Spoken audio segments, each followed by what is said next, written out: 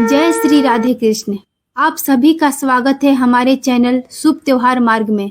इस पावन मंच पर हम लाते हैं आपके लिए त्योहारों की सत्य कथा और पूजन विधि आदर और आस्था के साथ। तो चलिए आरंभ करते हैं। पुत्रदा एकादशी 2025 एक व्रत जो संतान के जीवन को बदल सकता है।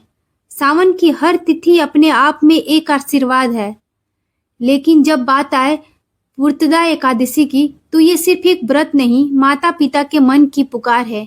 एक ऐसी प्रार्थना जो असंभव को संभव बना देती है। इस व्रत को करने से निसंतान दंपति को पुत्र रत्न की प्राप्ति होती है। साथ ही साधक के घर में सुख समृद्धि एवं खुशहाली आती है। अब जानते हैं कब है पुत्रदा एकादशी 2025 का शुभ मुहूर्त। पंचांग के अनुसार सावन माह के शुक्ल पक्ष की एकादशी तिथि की शुरुआत 4 अगस्त को सुबह 11:41 पर होगी। वहीं शुक्ल पक्ष की एकादशी तिथि का समापन 5 अगस्त को दोपहर 1:12 पर होगा। इस तरह से 5 अगस्त को पुत्रदा एकादशी मनाई जाएगी। पुत्रदा एकादशी व्रत का पारण। पुत्रदा एकादशी व्रत का पारण उपवास के अगले दिन किया जाएगा।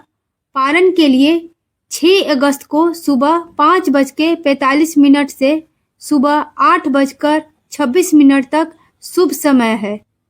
पारण तिथि के दिन द्वादशी समाप्त होने का समय दोपहर 2:08 पर है। याद रखें, पारण सूर्योदय के बाद ही करें और भगवान विष्णु को भोग लगाने के बाद ही अन्न ग्रहण करें। अब जान लेते हैं व्रत का महत्व क्या है, क्यों रखा जाता है पुत्रदा एकादशी का व्रत। पुत्रदा मतलब संतान देने वाली, पुत्र देने वाली। यह व्रत विशेष रूप से उन दंपतियों के लिए अमृत के समान है जिन्हें संतान नहीं हो रही है या कोई बार बार संतान खो चुके हैं। जिनके घर में संतान है वे भी यह व्रत रख सकते हैं संतान की लंबी उम्र, सफलता और अच्छे स्वास्थ्य के लिए। यह व्रत एक तरह से संतान सुख का आध्यात्मिक बीमा है, जहां विश्वास, उपवास और पूजा मिलकर वरदान बन जाता है। पूजा विधि। सुबह जल्दी उठें, स्नान करके पीले या साफ वस्त्र पहने। घर में या मंदिर में भगवान विष्णु की मूर्ति या चित्र स्थापित करें। दीपक जलाएं, धूप लगाएं और विष्णु जी को पीले फूल, पीले फल, दूध और तुलसी दल अर्पित करें। फिर जल संकल्प लें। मैं अपना नाम, गोत्र और पुत्रदा एकादशी व्रत का पालन कर रही हूँ। भगवान विष्णु की कृपा से उत्तम संतान और सुखमय जीवन की कामना करती हूँ, ऐसा बोले। मंत्र और आरती। विष्णु मंत्र 108 बार जाप करें, जैसे कि ओम नमो भगवते वासुदेवाय। फिर श्री विष्णु आरती करें। व्रत संकल्प मंत्र। मम अखिल पाप क्षय पूर्वक सर्वाभीष्ट सिद्ध्यर्थ श्री विष्णु पितृयर्थम पुत्रदा एकादशी व्रत महम करिष्ये। विशेष उपाय। संतान प्राप्ति और कल्याण के लिए पीले कपड़े पहनकर व्रत रखें। भगवान विष्णु को पीले फल, दूध और मिठाई पीले ही अर्पित करें। संतान गोपाल मंत्र का 108 बार जाप करें। ओम देवकी सूत्र गोविंद वासुदेव जगतपते देहि में तन्यम कृष्ण तवामहम शरणम गतः। इस मंत्र का जाप अगर हो सके तो पति पत्नी दोनों मिलकर करें। ये गर्भ संस्कार की सकारात्मक ऊर्जा देता है। क्या करें और क्या ना करें, इसका नियम भी जान लेते हैं। व्रत रखें, फलाहार करें, भगवान विष्णु का ध्यान करें, सात्विक भोजन ही करें। अगर फलाहार न हो सके तो तुलसी दल अवश्य अर्पित करें। क्या ना करें, चावल नहीं खाएं। गुस्सा करना, झूठ बोलना ये सब तो नहीं है। घर में लड़ाई झगड़ा न करें, नेगेटिविटी आती है घर में ऐसा करने से। लहसुन, प्याज, तामसिक भोजन से दूर रहें। एक दिन का व्रत है, लेकिन संतान का पूरा जीवन संवर सकता है। इसलिए सच्चे मन से की गई पूजा संतान के लिए अमृत बन जाती है। पुत्रदा एकादशी न सिर्फ व्रत है बल्कि माता पिता की मुख पुकार है, संतान की सुरक्षा का कवच है और भगवान विष्णु की कृपा पाने का अमोघ साधन। तो इस बार 5 अगस्त को पुत्रदा एकादशी का व्रत रखिए, भगवान विष्णु का नाम लीजिए और अपने बच्चों को सुख, स्वास्थ्य और सफलता का आशीर्वाद दीजिए। जय श्री हरि, जय लक्ष्मी नारायण। तो दोस्तों, वीडियो अच्छी लगी है तो प्लीज वीडियो को लाइक कीजिए, नया चैनल है शेयर कीजिए और सब्सक्राइब कीजिए। धन्यवाद। अब जानते हैं पुत्रदा एकादशी की पावन कथा। सावन का महीना था, धरती हरी चुनर ओढ़े मुस्कुरा रही थी। चारों तरफ हरियाली, मंद मंद पवन और मंदिरों से गूंजता हर हर महादेव। लेकिन भद्रावती नाम के नगर में राजा सुकेतुमान के जीवन में बस एक ही कमी थी, संतान सुख। राजा के पास सब कुछ था, सोना, चांदी, रथ, हाथी, सेना, महल और एक बेहद ही संस्कारी, धर्मनिष्ठ रानी, रानी चंपा। रानी चंपा को एक ही बात भीतर से खाए जा रही थी, उनकी गोद सुनी है, ना कोई बेटा है न ही कोई बेटी। अक्सर राजा सोचते, मेरे बाद मेरी वंश की परंपरा कौन निभाएगा, कौन हमारे पितरों को तर्पण देगा। रानी हर रात भगवान से प्रार्थना करती, हे नारायण, क्या मेरी गोद हमेशा सुनी रहेगी? क्या कभी मुझे नन्हे पाँवों की आहट नहीं सुनाई देगी? हर रोज ऐसे ही बीतता जा रहा था।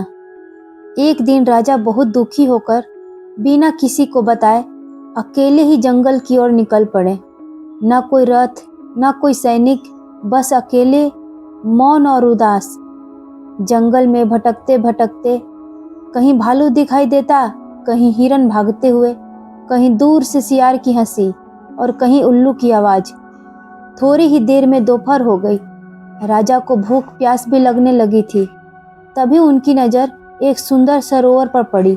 साफ चमकता हुआ पानी और उसके किनारे कई ऋषियों के आश्रम। राजा घोड़े से उतरकर मुनियों के पास पहुंचे।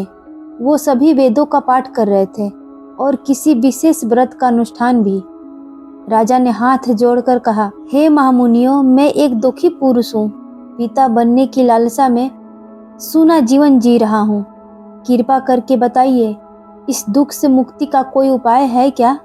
एक मुनि मुस्कुराए और बोले, राजन, आज तो बड़ा शुभ दिन है।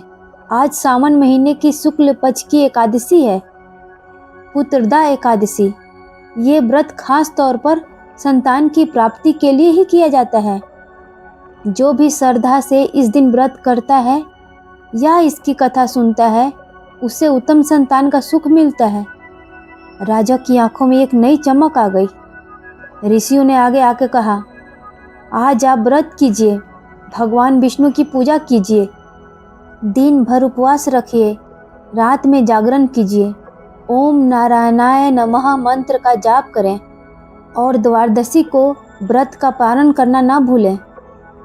राजा ने उसी वक्त व्रत का संकल्प लिया, पूरे नियम से उपवास किया, पूजा की, भजन किया, रात भर जागरण कर भगवान विष्णु का ध्यान किया और फिर कुछ ही समय बाद रानी चंपा गर्भवती हुई। समय आने पर उन्होंने एक सुंदर, तेजस्वी और धर्मपरायण पुत्र को जन्म दिया। पूरे राज्य में उत्सव मनाया गया, ढोल नगाड़े बजे, मंदिरों में दिए जले और राजा ने मन ही मन विष्णु भगवान को प्रणाम किया। हे नारायण, आपने मेरी पुकार सुन ली। पुत्रदा एकादशी कोई साधारण तिथि नहीं है। ये उन सभी माता पिता के लिए आशा की किरण है जो संतान की कामना करते हैं। जो भी श्रद्धा से यह व्रत करता है, उसे केवल संतान ही नहीं, परिवार में आनंद, जीवन में पूर्णता और पितरों का आशीर्वाद भी प्राप्त होता है। कभी कभी लगता है कि हमारी प्रार्थना कोई नहीं सुन रहा है, लेकिन याद रखिए, भगवान सबकी सुनते हैं। बस सही दिन, सही भाव और सही आचरण से की गई प्रार्थना कभी खाली नहीं जाती। पुत्रदा एकादशी की ये कथा हमें सिखाती है, जब जीवन में अंधेरा हो तो श्रद्धा और भक्ति का दीपक जलाइए। जय नारायण, जय एकादशी। अगर आपको ये कथा दिल से छू गई हो तो वीडियो को लाइक करें, अपने प्रियजनों को साझा करें और जुड़िए हमारे साथ शुभ त्योहार मार्ग में, जहां हर कथा सिर्फ बताई नहीं जाती महसूस की जाती है।